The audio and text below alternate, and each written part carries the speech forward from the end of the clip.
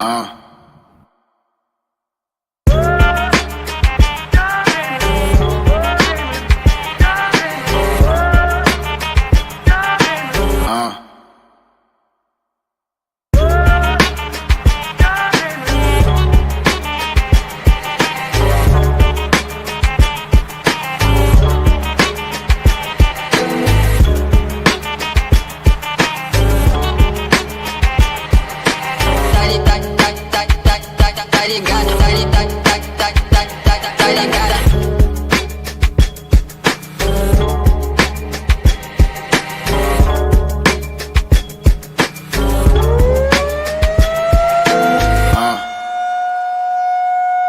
uh.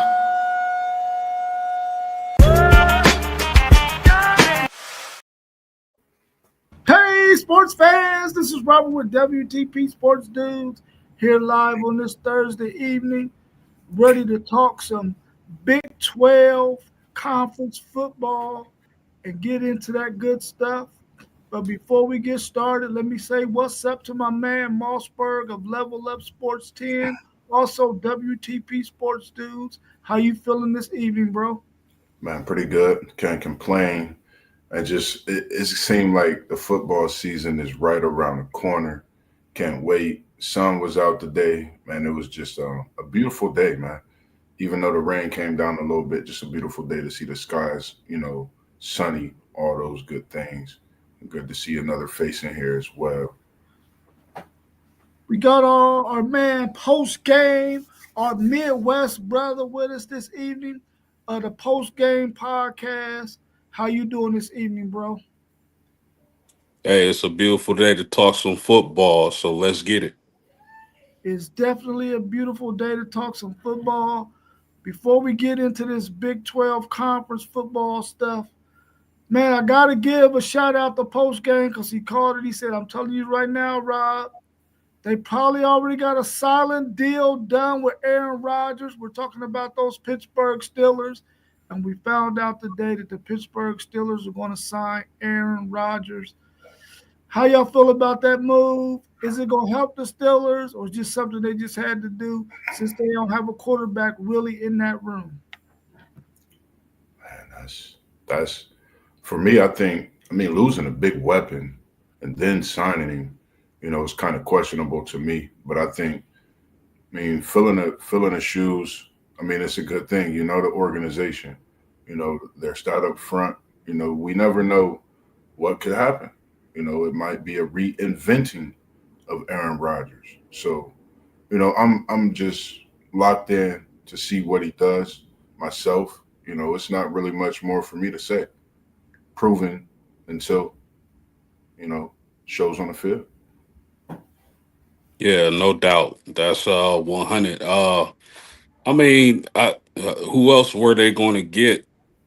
I think Aaron Rodgers at this point of his career, he isn't the same MVP Aaron Rodgers, but I don't think he has to be as long as your team is constructed in the proper way to complement what he still does well. We know he still can get the ball downfield. And who perfect than DK Metcalf to come along with the ride? DK might not be his best receiver he's played with, but I think DK might be his most talented receiver, athletically gifted receiver that he's played with. They're gonna have to play a lot of strong defense and run the ball and make sure they don't force Aaron Rodgers to have to win every game for them. So they got to play complementary football, and I think they'll be okay. Yeah, I mean, I feel like they that's the move they had to make. Seeing that they don't really have anybody ready right now in that quarterback room um, that can go out there and get them some games.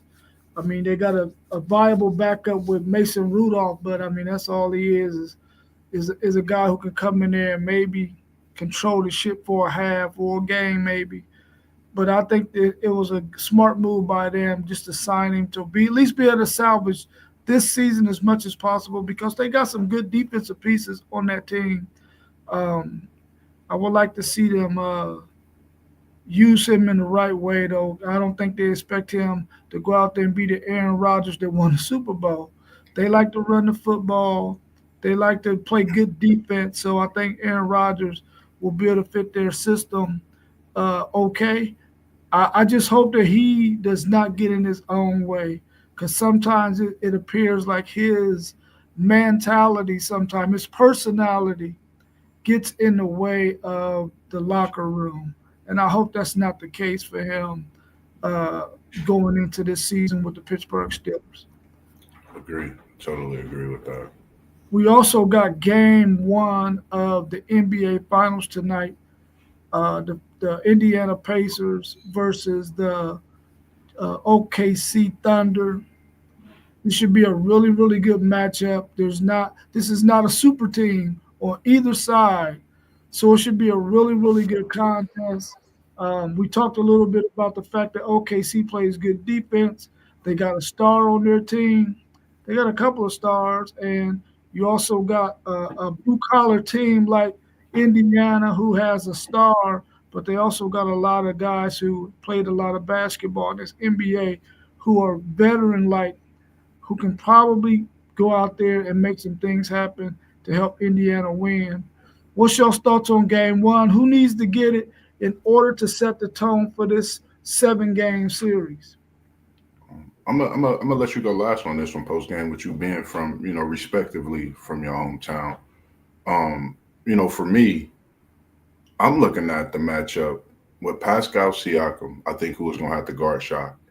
I think we're looking at not only a veteran in Pascal Siakam, someone that's came into the league and made a name for herself. They don't talk much about the 39-point game, the 32-point closeout game. If you take this man off this Indiana team, they're not the Pacers. They don't have the pace to compete with a lot of these teams. His length, his size, he's able to do so many things. And I think, watching this game, like you said, two teams that they're not super teams. But you're looking at all the X's and O's in this type of matchup, this type of final series. So for me, I'm looking at Pascal Siakam to see how he plays, in this game one.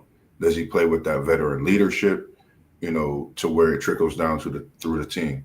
Tyler Blur, we see what he's doing. Shy, we know what he's doing. It's just those X's and O's type of players, in this series. I think that's going to make a big difference, as well as those players as superstars. And that's a No, really can you guys hear me? yeah, we Yeah. You get hear me? Okay, I just switched to my AirPods. But oh, Rob, you want to go? no, Go no. ahead, Go my ahead, man. post game. Do your thing. Okay, my bad. But yeah, that's a really great point on Pascal Siakam. And I will be excited to see how Indiana kind of uses him, especially defensively, matching up where they let him guard shy to slow him down or whatnot. But man, this series is really tough for me because I got a lot of Indiana fans that I know, and they're really excited about the Pacers, and they think they can pull it off. And I also think they can pull it off. Will they pull it off? That's a different story because I can see both teams winning this series. I really like Shy, and I'm telling y'all now, man, Shy got a chance to really solidify himself in this era and possibly be the face of the league if he can get the job done in this series. I really, man, I have a hard time handicapping this matchup. I think Oklahoma State is the better team, but Indiana, man, they've really impressed me. And I can see this series going either way. Game one, I expect OKC to take game one, seeing as though they got the home court advantage. And I think they have the best player on the floor, which is SGA. So really excited, and I can't wait to watch. Yeah, I'm picking OKC to win this first game. I agree with y'all that the fact that SGA is probably the best player on the court, and the fact that they're at home, them fans are gonna be going ballistic, bro. They're gonna be going ham. They're gonna make sure that They stay in it the whole entire game so that they can get this game won because this game one is crucial. You don't ever want a team in a 7 game series to come on your home court and steal that first one from you. Unless they like my 76ers when they did it against them Lakers and then got beat 4 straight after that.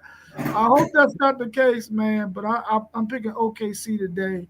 I think that those fans are just going to be everything that they need to win this game, and the rest of the players are going to do what they do. I don't think the stage is going to be too big. They're playing against a team that I think that they're more talented than. They can play really good defense. So I'm taking OKC in this very first game. I didn't choose. I'm gonna take Indiana in this first game. The reason why I'm gonna take Indiana is a rebounding. I think your boy Turner can bring Chet out. Bringing him outside that paint, I think, is a big deal, which teams wasn't able to do. They didn't really have bigs to shoot, and it was good to see you in here. FanDuel Zay, it's good to see you in here. We appreciate you chiming in and watching in the comments as well. I just think that rebounding edge. You got Toppin, you got Siakam, and his name is going to come up a lot. That 6'9" frame on both of their parts, I think, is not seen in a bigger role that they play. So I think with both of them playing the way they have been playing, and Halliburton, man, is a different, he's a matchup nightmare. Who's going to really guard him? So, on the other side of the ball, it's a lot of things I think, and it's going to come down to a lot of decisions by coaches as well. We're going to see whose coach really is a good coach as well in this series. I think that's something that I'm looking forward to. So I'm going to take Indiana. I'm a fan of Halliburton. I love what he's bringing to the NBA. One of the quiet superstars, as we've been seeing. All the talk about him in the Olympics, looking like a little piece of the team, just there, little light-skinned guy. I see you, Holly Blair, as I call you. So I'm going to take the Pacers tonight. Really, really great points, man. Hey, Rob, I gotta tell you, your 76ers stopped the Lakers from making history that season. If it Yeah, weren't for them, they would have been undefeated in the playoffs. So yep, yeah, Oh yeah. crazy. That they sure would have, wouldn't they? Well, at least we did something. I can't believe that these two teams is in it. And they probably one of them gonna win a championship before my Sixers, and we ain't won it since '83. And B, you need to be on the selling block, my brother, ASAP. ASAP, right? We glad to see you in here as well, FanDuel Zaya. Glad you could join us. We wish you was on the screen though, but we understand. Duty Yes, sir. calls, my brother. Duty calls. Working that 12th job tonight, FanDuel Zay. Yeah. Let's talk a little bit about this Big 12 conference, man, football. Who are your top 4 teams in this conference and an honorable mention going into this 2025 season? Top 4 and one honorable mention. What y'all got on the slate? I'm going to go. You're the champs until you dethrone. So I'm taking Arizona State. I like when Provo rocking. I'm gonna put BYU in there as a 2, not in any order, but I definitely got Arizona up at top and BYU. I'm gonna put Jaden Daniels is over there at Kansas, if I'm not mistaken. I'm gonna take Kansas and Kansas State, the other 2, and I got Texas Tech and Colorado as the honorable mention together. I just think the losses that Colorado had really keeps me from putting them in that top 4. But I'm really looking forward to see, it's college football. We just don't know what can happen in this Big 12. And this is a season where I think every team is going to have to show what their worth is. So, no specific order, but I do like Arizona State, until they're dethroned. yeah, man, I'm with you. Man, it's a lot to like in the Big 12 this season, in my opinion. I had a hard time kind of picking 5 teams because I really listen. I wouldn't be surprised if during the next draft cycle, 1 or 2 of these quarterbacks are top 10 picks. Yeah. I wouldn't be surprised. But top 5, I'll go with Texas Tech, Iowa State, Baylor, Arizona State, and BYU. Now, my honorable mention, I really couldn't pick between Colorado and TCU. So I'm gonna say it's a tie between those two programs. Man, this was really this was tough, bro. Because I'm sitting there like they probably got 8 or 9 teams that can be shuffling all around the top of this daggone conference, man. I mean, Iowa State is going to be decent. Kansas State is going to be decent. Arizona State is going to be decent. Yeah. Kansas and Jalen Daniels can right the ship and not have the turnovers early in the season. Man. They can be there because he's dangerous, bro. Dangerous, man. He read like almost say Jaden Daniels, not to cut you off because that boy different. He is tough, man. And then you got freaking Texas Tech done spent $5 billion on their freaking roster. They gonna be legit. Then if you gotta go there and get tortillas thrown at you all game, you probably will not win no game in Texas Tech. Yeah. Then you got BYU. Then you got Utah looking to bounce back. And then Baylor probably gonna have one of the best running games in this freaking conference, man. It was tough. It was tough. It was tough. I'm gonna say BYU,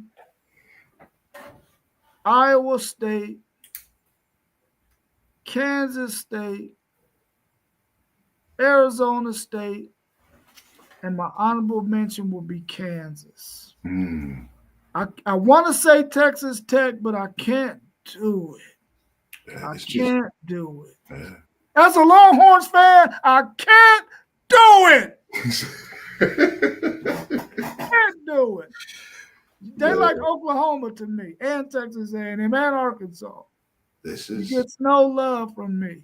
Yeah, I think I think it's so much tougher this year than last year because you got a lot of young players, and like you mentioned, that money Texas Tech spent, they had even with the top transfer portal class coming in. You got a lot of great young players. Baylor with that run game, which is going to be crazy and something special to see. So, man, this Big 12, we just don't know, man. They mess around and get a couple in the playoff. We just don't know. This is college football. Yeah, they're going to have a lot of parity, even though it ain't going to be maybe not great teams, but they're going to have a lot of parity within that division.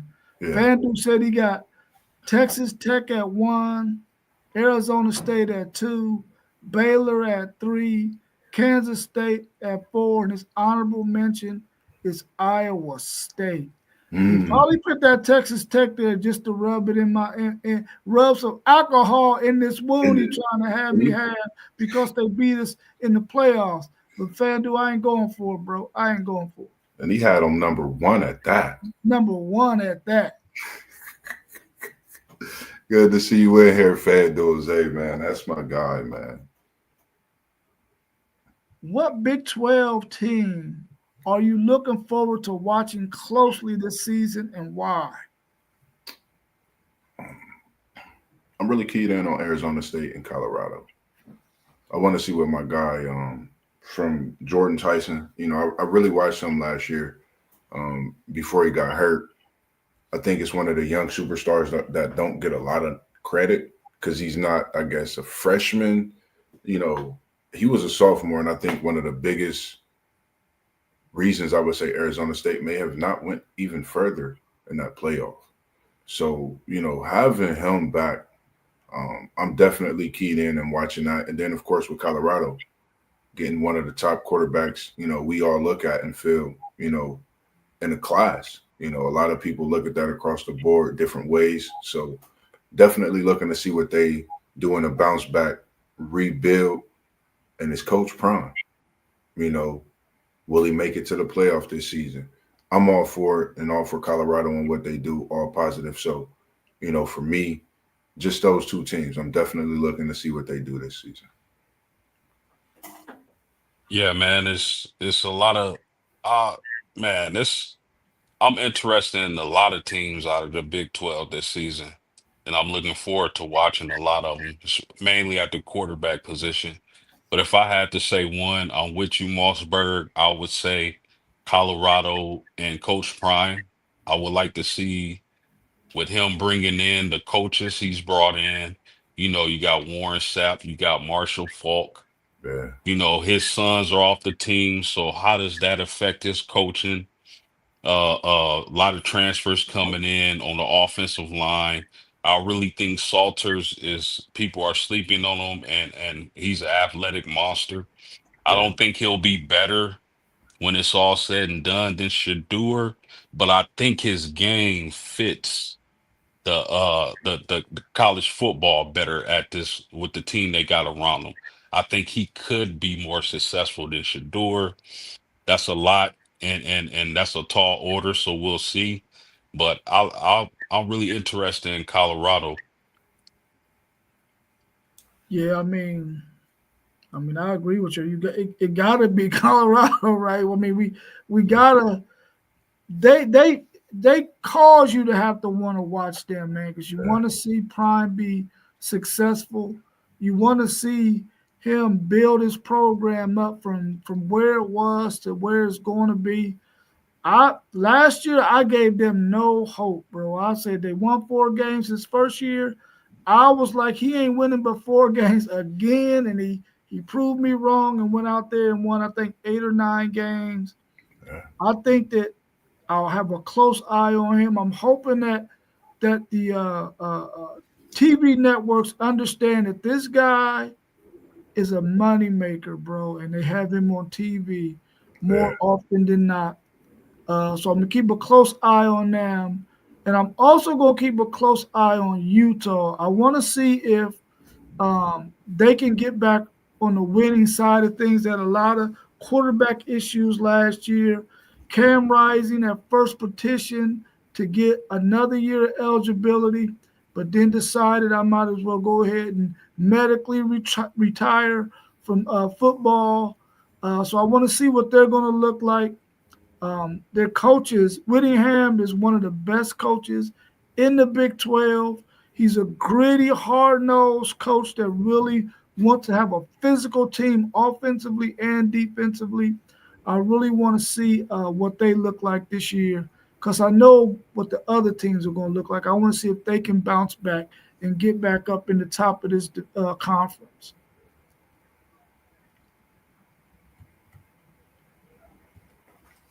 What's the floor and what's the ceiling when it comes to wins and losses for Prime and the Buffaloes? Mm, Um, cool. I'm going to say the ceiling. I I want to say 10-2, but I'm going to take it to 9-3 as the ceiling, and they could surprise us. I could be totally wrong, and they could surprise us. And I'll say the floor would be 5 wins. I'm right there with you. I think when you think about that, this is what going in year 3 at Colorado. That'll put you in the playoff. That's a record that could get you in the playoff.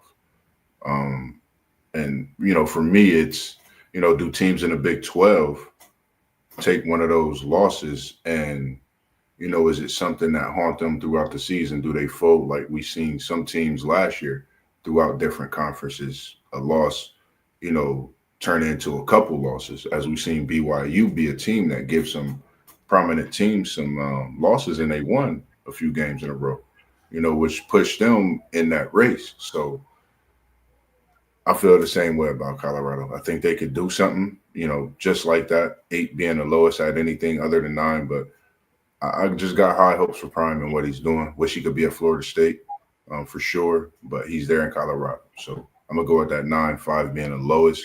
Experts thinks otherwise, don't even have him in the playoff. But we here have him high, and we always got high hopes for Prime and those Buffaloes. Yeah, I'm gonna set their ceiling at 9 and their floor at 5 as well. I know that 9-10 range is about what their ceiling should be. Um, I think that if they can catch a hot streak, man, and their quarterback can get rolling, and they could play some good defense, they got a chance to win some games that people would think that they might struggle in, especially on the road. Um, I think that their ceiling is 9, their floor is 10, but I really want to see if there's going to be another team in this conference who we named a whole bunch of teams right in our top 4 or 5. Will one of those teams that we predict to be good, will they sort of fall off like Kansas did, but then come back in the season later on in the season and knock off some teams that are vying to get into that conference championship game like Kansas did? And could Colorado be that team? Okay. Could they start off a little sluggish in the beginning because they're ironing out their quarterback situation? And then later on in the season, once it's rolling, could they be a team that knocks off some of those teams that are at the top of the Big 12, and much like Kansas did last year? Before we get into this next question, what's your thoughts on this statement that our man FanDuel said? He said, I want to see if this Texas money will make a difference in the Big 12. Can Texas Tech possibly rise to the top program because of it? Do y'all think there's any possibility that that could happen for Texas Tech with the money that they've spent in the portal? If go ahead. No, go ahead. You go ahead. No, I was just asking, like, when he says rise, like, is that in the conference or is that nationally? I think always. FanDuel been heavy on Texas Tech. I think he's talking I about think all in the around. country. Yeah, I think he's talking about in the country. It's college football, guys, and nothing would surprise me. He makes a great point. They do have that money, and man, and they will throw it around. And I mean, if they can put everything together, with the type of money they spending down there, I wouldn't be surprised. It's possible, probably not probable, but again, it's college football, man. Anything can happen. We I'm could a be looking up week 5, week 6, and they in the top 10. So That's I agree with you. I know FanDuel Zay, man. He's been speaking big on this Texas Tech team, and I've been thinking about it a lot as when we talk about conferences within a self like this, it makes you think and think. This made me think. We know about the catch-up contract he signed over, in the NFL. He's branded over here in Texas Tech, so we don't know what's really going to go down. But knowing that Mahomes is branded with this program, you're going to talk about uniforms coming out. You're talking about shoes. You're talking about any and everything. Not to mention the quarterback is looking like him as it is, styling and looking just like him. So it's a lot of things. When you go to Texas Tech, you playing in that stadium, as WTT Sports Dudes mentioned about those tortilla chips. If they got some of them things going, you just don't know how it could get in El Paso, because it could be a showdown. And man, if they bring some of them horses out, they got the hats on and they got them things swinging. I forget what they call them. It could get crazy down there, man. And it's a place to be, especially if that TV screen run one. Man, I'm gonna tell you this: they gonna always have the bread. They gonna always have that bread. But I'm telling you right now, Texas A&M does not get it together. You can see Texas Tech starting to get some of those players that will end up go out of Houston, East Texas, I believe it is. Those places, you can start to see them players going to Lubbock. Even though Lubbock might be a kind of boring spot, their fans are nuts, though. You can start to see that some of those players end up in Texas Tech as opposed to going to Texas A&M, so that they can at least try to rival Texas in this state. And if they can continue to do that, I can see them rising to be one of those teams in the top 15 every single year with a possibility of making it to the college football playoffs because they got the bread. They got a good coach in Joey McGuire. He's a really, and he's one of those coaches that it could be 4th and 5, and he could be on his 35-yard line, and that dude will go for it. He's a huge gambler like that. Now that might be extreme. He'll do it. What I just said might be extreme, but he crossed that 50-yard line, bro. He going for it on 4th down. And it can be 4th and 9, and that dude going for it because he feels like I got to go out here and gamble. I ain't got nothing to lose. We trying to win games, and if we're in a game with a team that's better than us, I got to try to have as many possessions or extend my possessions as long as I can. And I think this Texas Tech team can definitely become one of the best teams in the college football if they continue to get players and be able to get guys with that money because they outbid Texas on quite a few players in this last cycle, man. And we wanted those players badly, but they was willing to spend more money than what we were willing to spend.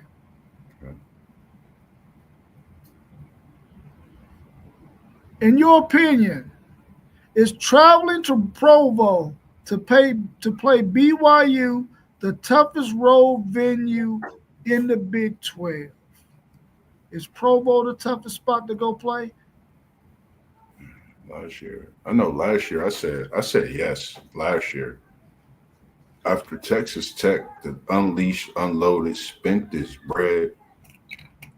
I think for me, my decision come down to whichever team got the most night games. I think when you factor in night games, if BYU had more night games, I'm going BYU. Provo, we know they got the bear out there doing push-ups. They're going crazy. Nothing like that. But when you go to Texas Tech, you got the stadium rocking. You got music going. You got that added $2 billion, as you said. I'm gonna go ahead and take Texas Tech this season because I don't know. You add that additional Mahomes money in there with the all the partnership that's going on. So I'm going Texas Tech this season with these two teams. It's gonna be tougher to play at Texas Tech than BYU. Oh man, I'm going to stick with BYU until proven otherwise. BYU is 10-3 at home in the last 3 seasons. Yeah. 10-3. So I'll stick with BYU until further notice. Man, I said it all last season, man. Provo is not a place you want to have to travel. And if they're playing good physical football and they can run the football, you don't want to go to Provo, man. You're gonna be up there and the air gonna be whatever the air is, light or whatever it is, man. They used to it, you're not. They catch you on the wrong Saturday, buddy, and they might thump your skull in. I'm gonna continue to say Provo, even though Texas Tech is a very, very tough place to play. They're throwing tortillas all over the place. The crowd is nuts, but just that atmosphere, the environment in Provo, man, is just different with that air quality. I don't know what it is because I ain't been there yet, but man, I've seen my Texas Longhorns go, and Taysom Hill ran wild on us. Boy, we out there gassed, and he's killing us like he got rocket boosters on his back. Yeah. And it was tough. It's just like, because I know I picked Provo last year. I think the only thing is just Texas Tech coming in and having that type of offseason. And I just got to imagine that first week, what they stadium going to be like. And I know it could get hectic in there. And then you add them tortillas now. I think they're going to be popping them until the NCAA or whoever's over everything tell them to stop. It might get out of hand this year. So it's that close, a slight advantage to just this year's offseason. For sure. FanDuel said we slept on Utah and Oklahoma State. What's your thoughts on those two teams? Yeah, I mean, for Coach Gundy's sake, I hope Oklahoma State is being slept on because if not, that chair is gonna start to heat up a little bit. They As already far fired him post game. They fired him already. Yeah, they fired Gundy? Yeah, they fired Gundy. Yeah, at the end of the season, they fired him. Oh wow. Yeah. Okay, my bad. But hey, maybe OK State, Utah with Devon Dampier. I would like to see him cut down on them 12 interceptions. Outside of that, I mean, I can see Utah being the slept on team. yeah. I mean, I totally agree. I just think that Oklahoma State just haven't had that fire. Oh, okay. He said he's You talking know? about the stadium rocking. Yeah. Oh yeah, them stadiums be rocking. Like I think Stadium. it felt like one time I was watching that Texas Tech game. This was in the Mahomes era. It felt like I was literally shaking with the TV. Like the TV was literally shaking from just watching it. It was crazy. So I mean, I don't know. Just normally I would say Provo, but coming into this year, I don't know what it is. Something about that Tech team that's scary, and we just don't know, man. I don't know what it is. Shoot, Oklahoma State's fans is right here on you. Their sideline is this big. Their fans is on your neck, boy. So that's a tough place to play. Trust me. My Longhorns traveled there quite a few times, man, and they will give Texas fits, especially after Mac Brown was gone. That is a tough environment to play in, man. I mean, it is tough. Utah is a tough place too, man. They dealing with them same kind of elements, like what you see in Provo with that altitude. So that's a good point you made, FanDuel. We appreciate that, bro. Those are Definitely. really two tough places to play. Mm. Let's tackle this next question. Would it have made sense for the Big 12 to have added Washington State and Oregon State to the conference when they added the other Pac-12 teams? Should they have went after those two teams as well? Why not? I mean, it only left them with two teams. I don't see why not. You know, it's just two teams in the Pac-12. You can't put them in the Mountain West unless you choose to. Might as well have thrown them in there. Nothing really much more to say about that. Yeah, you might as well, right? The more the merrier. Uh, man, I gotta tell y'all though, me personally, man, I've said it before again. I just call me old school, call me a traditionalist. I just would rather see the conferences line up regionally again. But that's just me. It still hurts my eyes to see USC in the Big Ten with all those Midwestern teams. So I would rather have seen those teams stay in one conference. But yeah, I mean, why not? Bring them in. Yeah, I think that's one thing that you probably will not see the SEC do.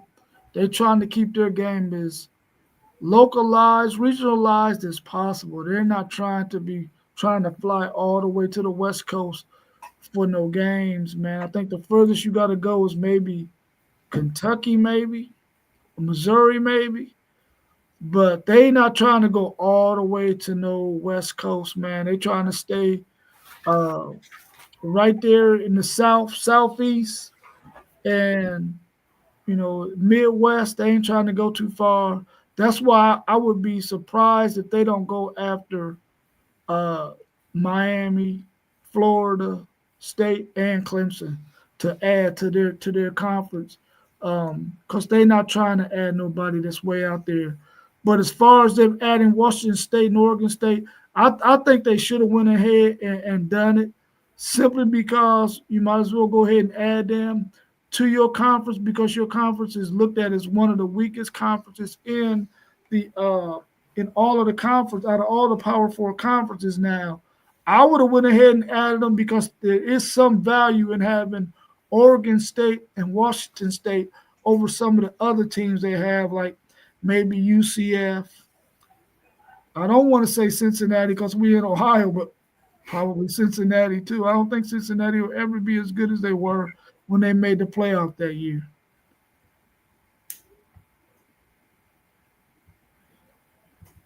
Van Duzel said, I think the Big 12 was waiting for two bigger fish. Yeah, they was definitely waiting for two bigger fish, but the two biggest fish that left, they ain't gonna never replace them two big old fish, bro. But I agree with you. They're waiting on some bigger fish. And but I think that I would have thought that Oregon State and Washington State would have been good for that conference because their style of play is very similar to a Big 12 style of play. So I thought they would have probably fit better there than they would in any other conference. Now, if they was to get in the Big Ten, they're gonna get mauled. If they go to the SEC, they're gonna get mauled. If they go to the ACC, they'll probably get mauled there too, because the style of play might be a little bit too physical for them. But in terms of speed and spread offenses and stuff like that, it's more of a Big 12 kind of fit. But yeah, they probably were waiting on some bigger fish. And there might be some big fish out there. You never know. I doubt it, though. Yeah. Oh, Notre Dame's out there. They on the sideline watching. Will Sam Levitt be the face of the Big 12 this year? Took Arizona State to the playoff. You won the Big 12. It's only right. I don't see no other QB that they could really put as the face outside of Sam Levitt. I mean, he's proven himself. Last year, you could say what you want about, everybody could say Scott Bow was a great running back. I'm not saying he wasn't great running back to have, but Levitt, the way he used his feet, the way he was throwing that football, man, you can't ask for a younger star, quarterback playing that position in prime games to do what he do. So I like him being the face of the Big 12. I think he definitely can handle it. He's just a cool, calm, collective kid that loves the game of football. As you can see, he go out, does his job, goes over to the sideline, looks to make a play, the next drive out.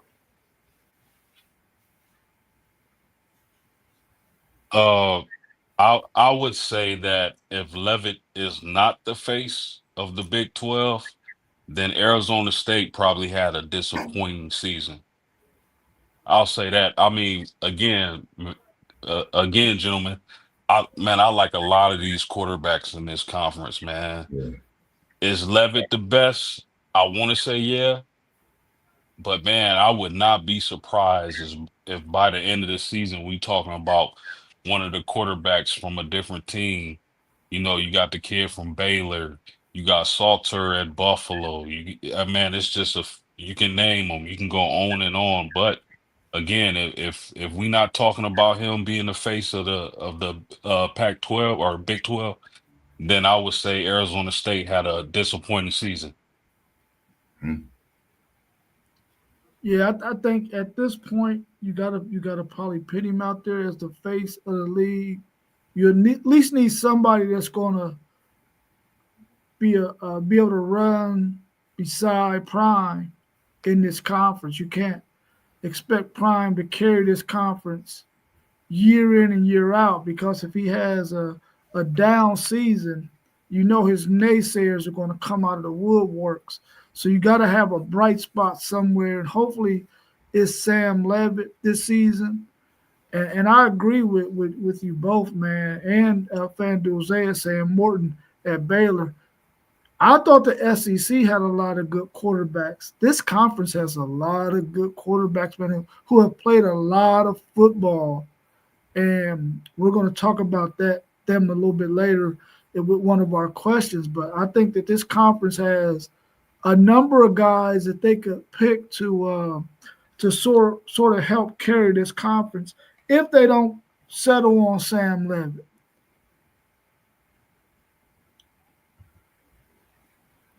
Will the Big 12 recover from losing Texas and Oklahoma? is it a matter of time before the conference becomes like the Pac-12? They won't. I mean, you talking about Texas, Oklahoma, Red River rivalry gone out of a conference that needs a rivalry to really cement that conference as a whole. If you think about conferences, they have multiple rivalry games or multiple games that's has a lot of meaning to it. So when you take these two out the conference, not only that Red River is gone, you're talking about your recruits, is out the window in a lot of ways, and just it fluctuate that portal. Also, you're talking about a domino effect in so many ways. So I think they won't be able to get back. I mean, you'll have teams that's good for years, possibly, but I don't think they'll get back to that dominance as a conference and whole, having teams like Texas and Oklahoma not there. Yeah, I totally agree. Me personally, I don't think you can replace two teams like that as far as Oklahoma and Texas goes. The tradition, the history, just the brands. I don't think you can ever replace two teams like that. But for college football's sake, I hope the Big 12 stays together.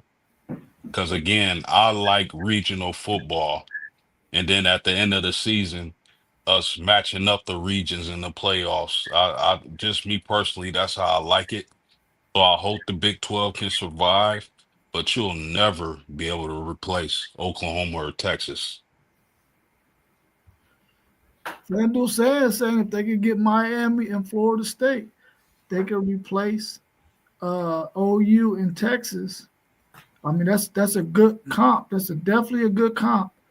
I'm going to say no, because I think they lost historically. They lost the best team historically ever in the Big 12 in the Oklahoma Sooners, and that pains me to say that, but they've been the best college football team in the history of the Big 12.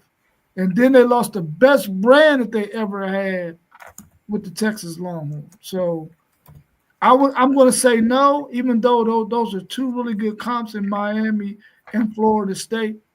But I'm going to say no. And I'm hoping that they don't fold up, man, and become like the Pac-12. They have a chance here right now to go ahead and solidify themselves as a conference by going and making sure they can try to get to 20 teams, because they got a lot of lower echelon teams in when you talk about the Power Four. Yeah. So if they could just hold on to those guys, have a good package deal with whatever network that they can. They've been in existence for a little while now, so they could hold ground, but they got to make some moves. And their commissioner is a little squirrely. It's a little squirrely sometimes, man.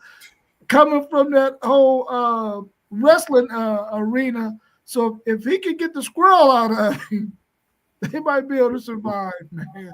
But he's squirrely as all get out.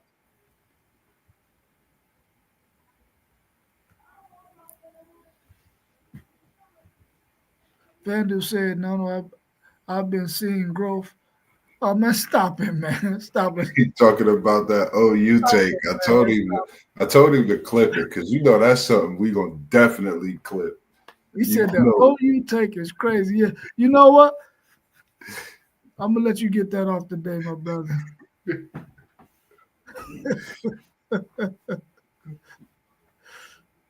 What's our next question on the slate? That's that quarterback question we was talking about earlier.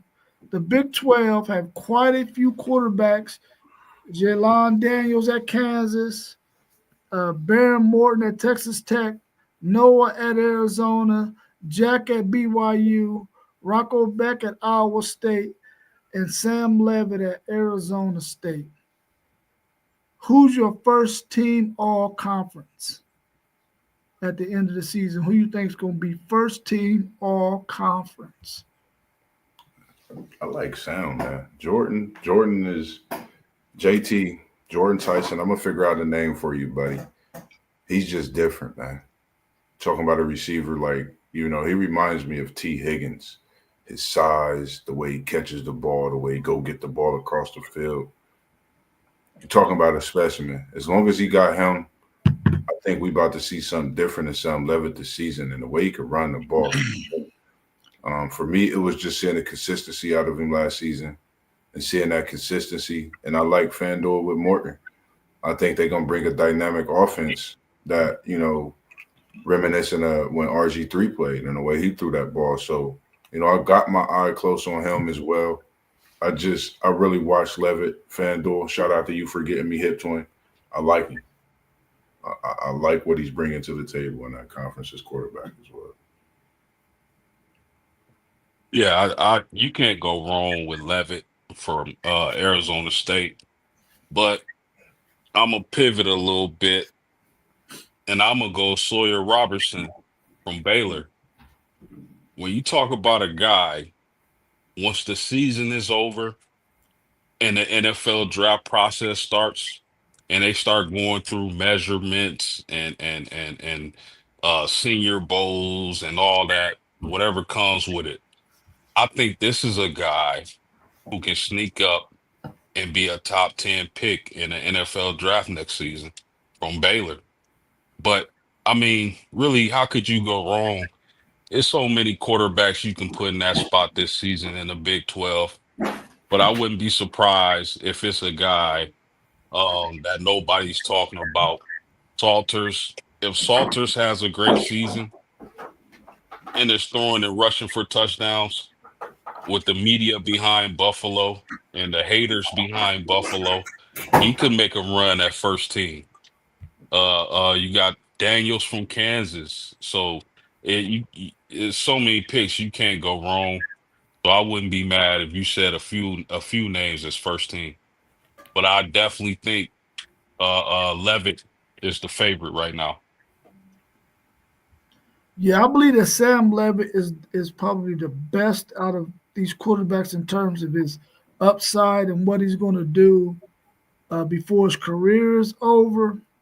But since he's a younger guy, only in his second season, I believe, I'm going to go with Rocco Beck out of Iowa State. I'm going to pick him since he's an older guy. I think they're going to give it to one of these old heads is going to get it because Sam Levitt still got time to get one. I think they're going to give it to an old head, and I'm going to pick Rocco Beck from Iowa State to win. He's going to have some big opportunities to win over some of these coaches or some of these teams that he's going to play against. Because if he can be good and their team can be good, he can sway some of those votes in his direction. And I mean, you got a name like Rocco. Come on, bro.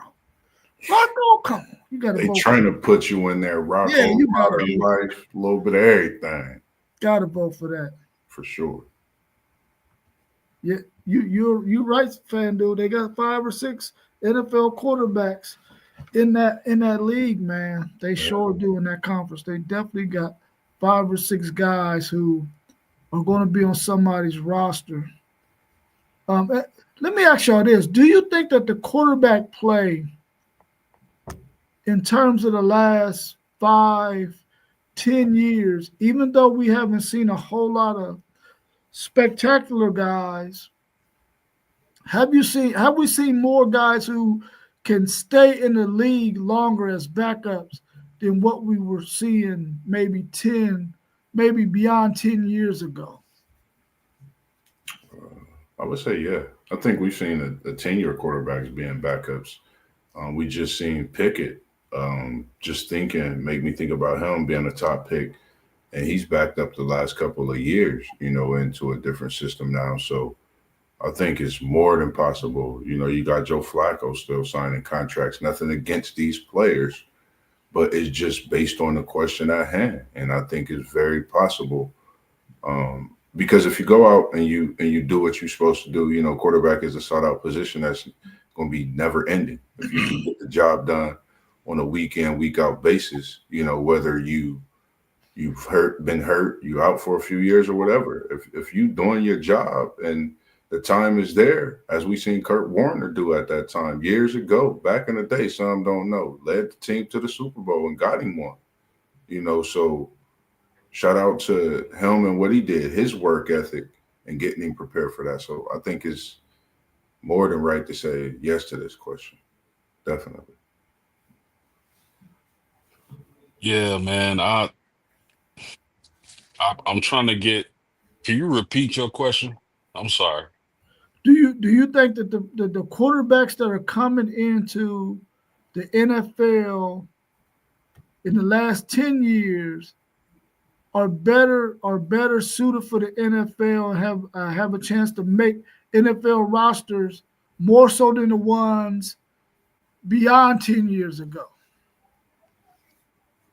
Well, I think the thing is this: these franchises have to be more patient in the development aspect of quarterbacks coming in now. I think they were probably less patient back then. Um, you see guys like Sam Darnold who didn't hit right off. Now he's coming along. Danny Dimes could be primed to have a bounce back season with the Indianapolis Colts if Anthony Richardson can't stay healthy. You saw my man, what's my man for Seattle? Gino. Gino, you seen Chef Gino. They tried to write me off, but so you see you see like they coming in now and they maybe going to different teams and floating around the NFL until they get it and then they just kind of pop. So, and I think that the NFL game I got it. now is more comparable to college football. They're willing to do more things. Yes, sir. Baker Mayfield, my bad. Him too. They're willing to match the college game more now. You see more pistol, you see more shotgun. So I definitely think now is easier for the quarterbacks as opposed to 10 years ago. Yeah. Yeah, I totally agree with you, and that's what I was going to say as well. That the game has the NFL game and the college game are more closely aligned than they've ever been. And 10 years ago and beyond, you were looking for the big 6'5", 230-pound quarterback who could stand in the pocket. Now the defensive guys have gotten so freaking big and fast and strong that you need a guy who could has some elusiveness to him. And more quarterbacks are athletic than, and they were more athletic probably then too, but that wasn't what the NFL was looking for. Now these guys have a place because the game has done changed so much that now these guys have a place where they could make an NFL roster as a second or third string quarterback and be in the league and cash checks for 5, 6, 7, 8, 10 years. I mean, Yeah. Colt McCoy, even though he was beyond that 10-year mark, he was in the league for a very long time because he had a little bit of athleticism and he was smart. He didn't have the greatest arm, but you see a lot more of those players like a Colt McCoy coming out of college now that can really help teams in terms of second and third string. Now they might not be starters, but as a second and third string guy, you see a lot more of those dudes. And I brought that up because all of these players that we see in the Big 12, as Fandu said, 5 or 6 of these guys are NFL quarterbacks. Yeah. They want to make somebody's roster, Yeah. which means those statues that are still in the league are probably going to be getting pushed out here soon. Yeah. Definitely. I think that was the last question we had in the docket. Now, unless y'all got another question y'all want to throw out there, we coming right up on 1 hour, which is right where we want to be by the end of that last question. So, if y'all got anything else y'all want to discuss, we can do that. If not, we can get ready to wrap it up and get ready for our show on Saturday morning at 10 a.m. or Saturday broadcast. What's happening in college football? Go ahead, post game. Oh, just real quick, Rob. I want to ask you, since you the Texas Longhorn guy, AD Mitchell, right? The wide receiver. He's Mm-hmm. with my Indianapolis Colts. Mm-hmm. He didn't really catch on his first year in the NFL. He's going in year two. What is it about him that makes him special? As you probably watched him closely, closer than I have. What makes him special, and do you think he's going to click and be a great NFL wide receiver real quick? The thing about AD Mitchell is no matter what happens, he always keeps a daggone chip on his shoulder. He had a chip on his shoulder when he was at Georgia because he didn't play a whole lot. But whenever he got a chance to play in the playoffs, he came through. He had a chip on his shoulder that whole season with Texas.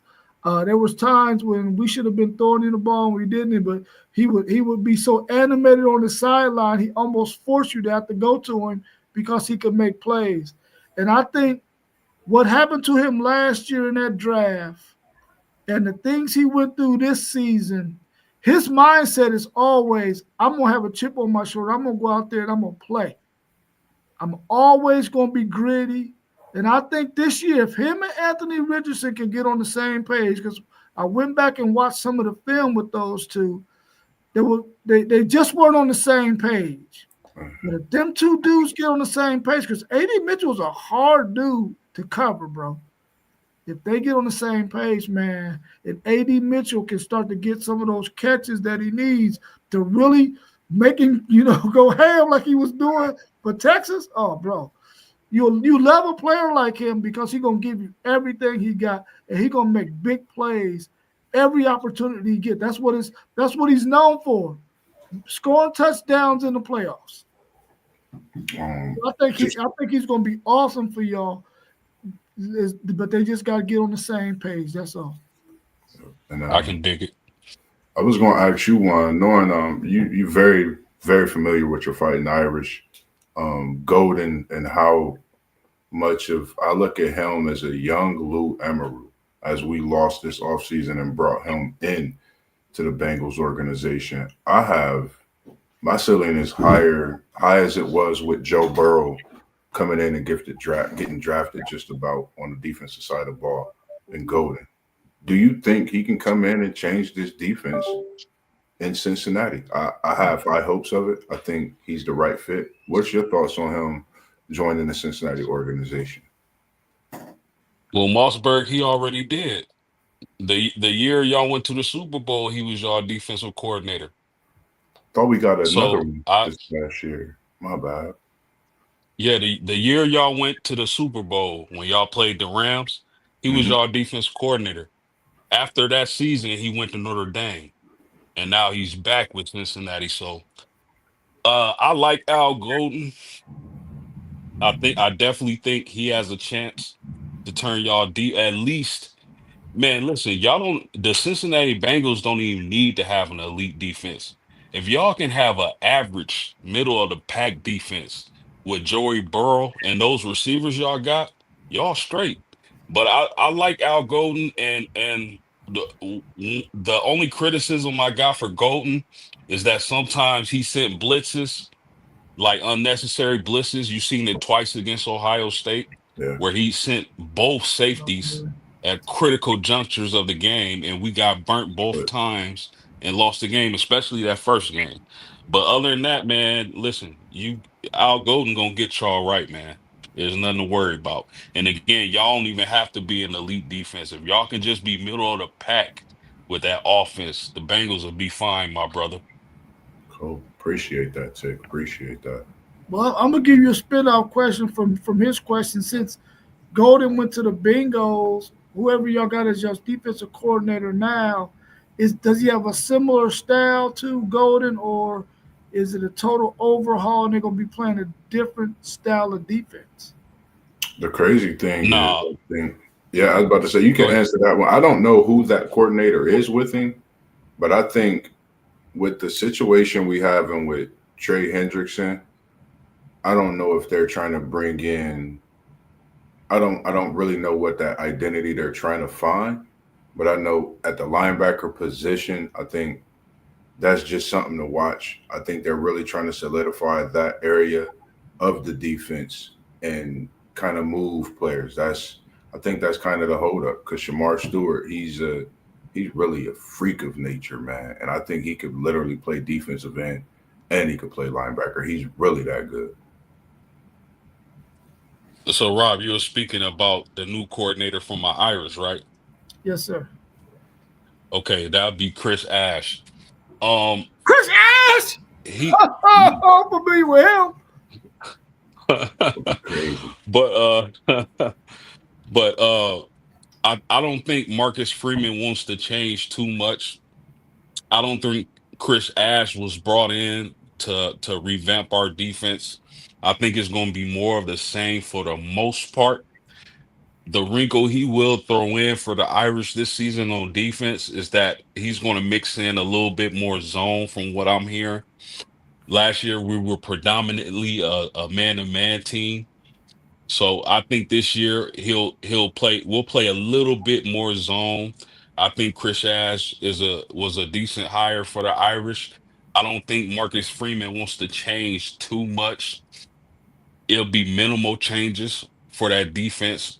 And like I said, the wrinkle they'll throw in will be a little bit more zone this season. So it won't be much change.